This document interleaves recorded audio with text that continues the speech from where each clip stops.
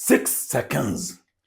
That is the average time a recruiter spends scanning a resume.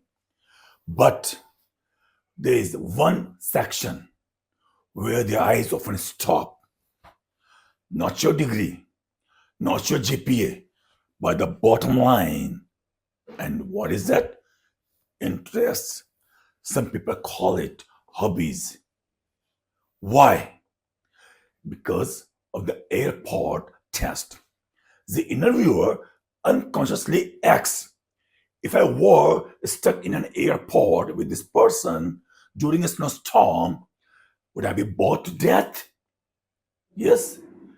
Let's look at the most common ones that we write in our interests or hobbies, and that is listening to music or watching movies.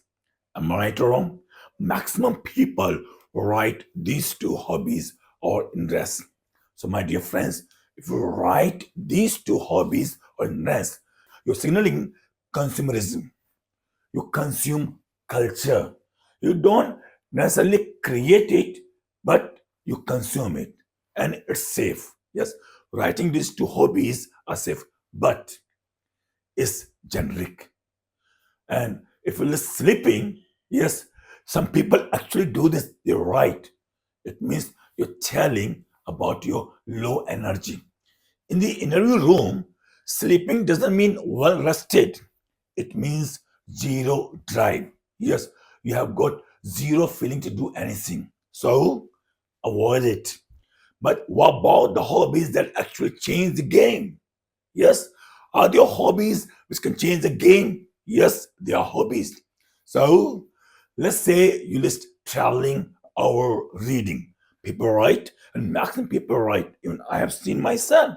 Students come to me with their resumes and they tell, sir, please correct it that I might see, and they write it.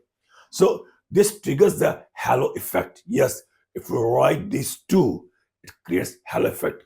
In the book Thinking Fast and Slow by Nobel Prize winner Daniel Kahneman explains that if we share a positive trait, the brain assumes you have other positive traits. Yes, that's the thing.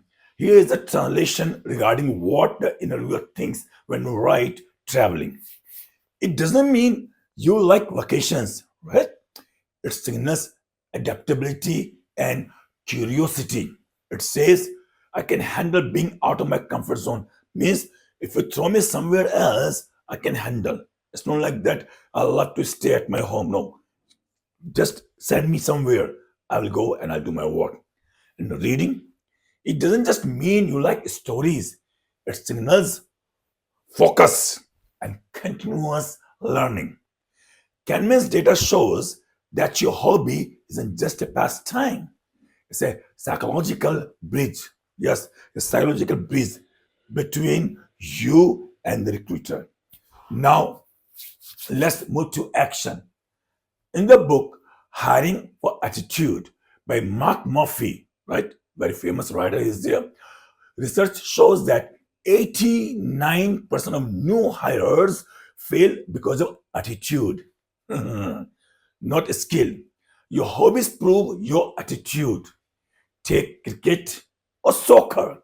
In the interview room, these don't mean you like exercise. Some people think that cricket means exercise. No, no, no, no. It's not like that. These don't mean you like exercise. They tell about your collaboration. You like collaboration. Means they tell the recruiter, I know how to play a role within the system. You are a team player. They tell that you can work in a team. You are a team player, my dear friends. And now let's talk about tennis. Tennis is a gladiatorial game. Yes, it's one on one. It signals individual accountability and self-reliance. That's my dear friend. I mean, you take pride in doing the work alone. And what about chess or video games? You also know about video games and chess, my dear friends.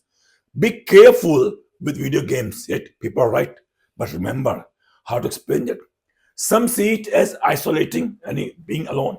But if you frame it right, gaming and chess signal strategic thinking and high pressure decision making. Yes, it tells it you can take decision even under high pressure. You're telling them, I can solve complex puzzles under time constraints. No matter what is the deadline, what is the problem, I'll be able to handle the situation. But remember, my dear friends, about hobbies, there is a warning: never fake it. Laszlo Bock, the former head of people at Google, wrote in his book, Work Rules, that relying too much on shared hobbies leads to bias. If you rely too much on hobbies, means it will be biased. Understand? Recruiters might just hire people they want to have a beer with, my dear friend. He also says that, he argues, you shouldn't use hobbies to prove you are the same, right? Never say it like whatever you're writing, I'm the same. No, no. Use them to prove you are interesting, right? You use these hobbies to tell them that you are interesting. My dear friends, traveling proves that you are open. Cricket proves you are disciplined. Reading proves you are thoughtful, my dear friends. So, when you walk into that in your room, remember your hobbies are data, my dear friends. Your hobbies are data. Reading is intellect, traveling is adaptability, cricket is teamwork, chess is strategy, and sleeping is unemployment, my dear friends. So avoid it.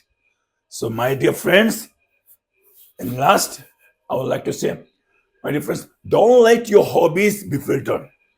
Make them your silent salesman. Right? Thank you very much.